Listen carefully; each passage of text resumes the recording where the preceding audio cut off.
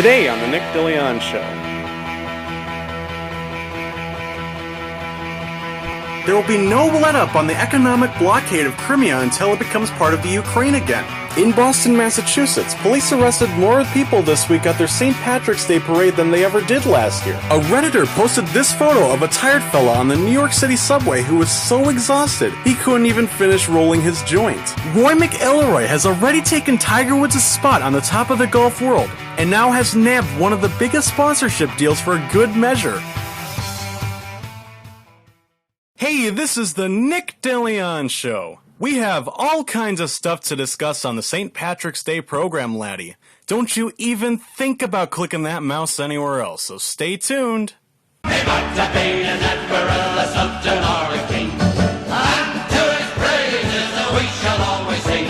Our look what is done for us, he filled us up with cheer.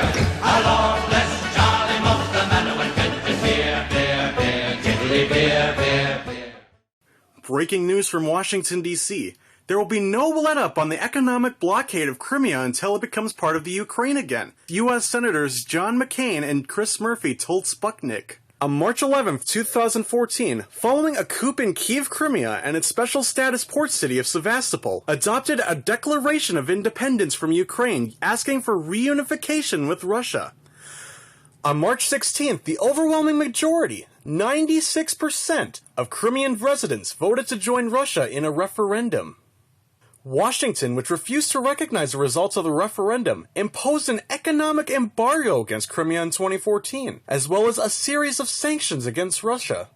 The United States blamed Moscow for meddling Ukraine's internal affairs and violating the country's territorial integrity. Meanwhile, the Kremlin said it had simply protected the ethnic Russian population residing in Crimea, while not being a party to Ukraine's internal affairs. I don't intend on supporting the sanctions relief not only until the Russian invasion of eastern Ukraine is ended, but they also withdraw from Crimea as well, Senator Murphy, who is the member of the U.S. Foreign Relations Committee, said. Murphy added he was hopeful, ultimately, that Crimea will be part of the Ukraine. Murphy acknowledged that Crimea's economy is in trouble, and the conflict in Ukraine has not been good for the people of Crimea. However, Murphy stated that he will not support easing an economic embargo on Crimea until the result of last year's Crimea referendum to unite the Russian Federation is reversed. John McCain, who is the chairman of the U.S. Senate Armed Forces Committee, told Sputnik that the West's economic blockade of Crimea will not be reversed until Russia leaves the territory. Asked what conditions would be necessary to relieve the trade embargo in Crimea, McCain said, for Russian President Vladimir Putin to leave. Asked if the United States would consider any specific targeted relief for Crimea, Murphy commented that it was unlikely. I would be hard-pressed to believe that the Russians are going to allow American relief into Crimea anytime soon, he said. Meanwhile, the Russian Minister for Crimean Affairs said Monday that many countries want to invest in Crimea, adding that the region's economy is recovering. In the documentary, Crimea, Way Back Home, which was broadcast Sunday, Russian President Vladimir Putin said the people of Crimea will have the opportunity to express their will at the March 16, 2014 referendum on cession from Ukraine and joining Russia. Putin added that Crimea is historically part of Russia, and the country would not have left ethnic Russian people in danger following a coup and allow them to be thrown under the wheels of the nationalist bulldozer. In Boston, Massachusetts, police arrested more people this week at their St. Patrick's Day parade than they ever did last year, while issuing fewer citations. Boston police, as of 5:10 p.m. Sunday, reported 10 people were arrested and another 278 citations were issued during this year's parade. As suspected, most of the arrests and citations were related to public drinking. Police arrested 5 people, only 3 for drinking in public, and issued a total of 293 citations at the 2014 parade. Despite what appears to have been a rowdy crowd at this year's parade, the Boston Police Department's Twitter feed suggests that the event was still as family-friendly as it could have been. Now time for our commercial break. A sandwich is more than the sum of its parts, especially when the parts are corned beef and sauerkraut, or turkey and coleslaw. Those parts are pretty good, but when sandwiched between marble rye, they are very good. Arby's Reuben and new Turkey Rachel. Several pretty good things, making 2 very good things. Arby's, we have the meats.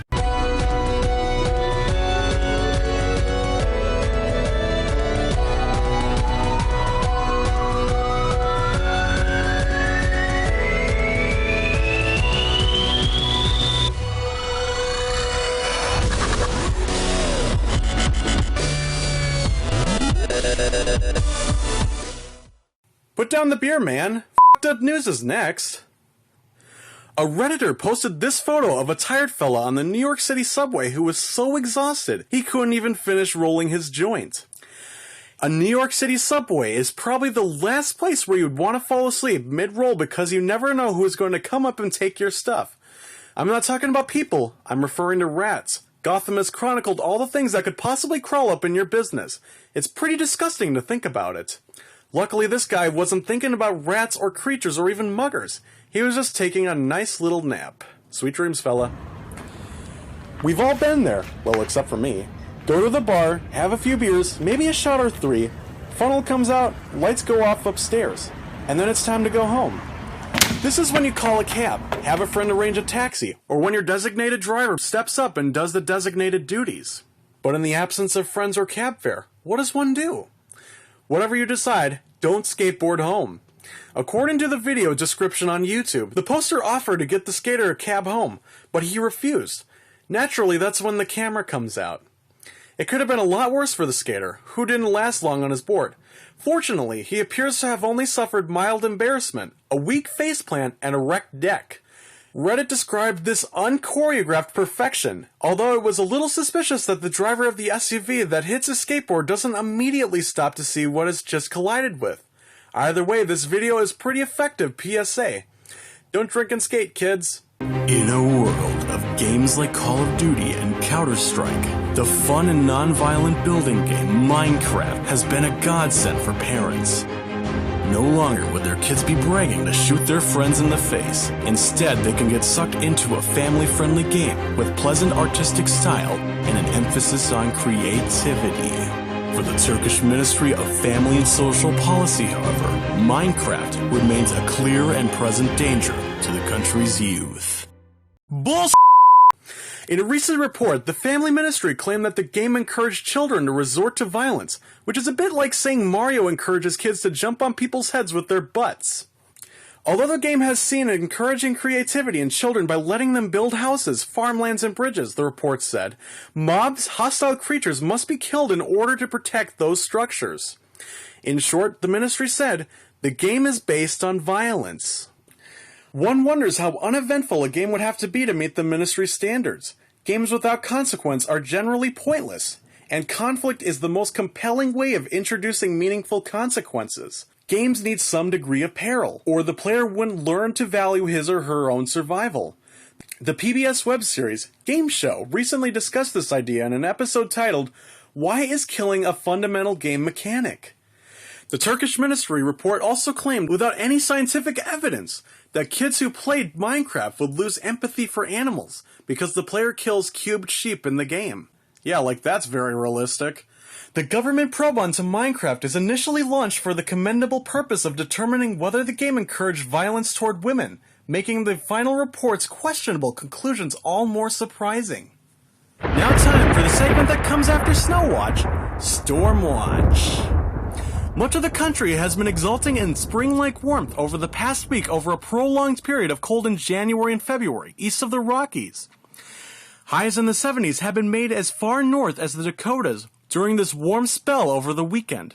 Temperatures drop near average across the Midwest, while the South stays mild. This will result in some impressive high temperature drops from Monday into Tuesday. Chicago has seen temperatures in the low to mid-70s on Monday, but all of a sudden went into the 40s on Tuesday. Des Moines, Iowa saw temperatures in the low 80s on Monday, and then saw 50s on Tuesday.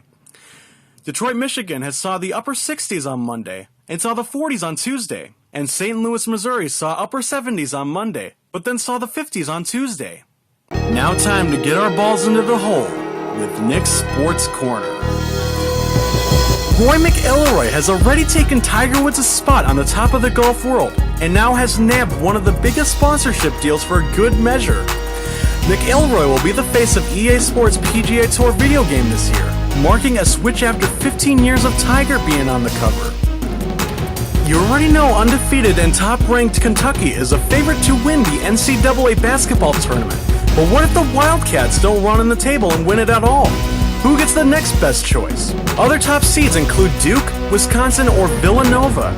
It's also not Virginia, which won its first 19 games and spent most of the season ranked number 2 behind Kentucky. I choose Arizona, 15-2 odds to come out of the West region as the 2 seed and win it all. The 31-3 Wildcats have won 11 straight games, winning the Pac-12 tourney with the 80-52 rout of Oregon, and would have to upset Wisconsin in the regional final and Kentucky in the Final Four to reach the NCAA final. I favor Kentucky 6-5. Well, that's all the time we have on this show. So listen next time on the Nick DeLeon Show.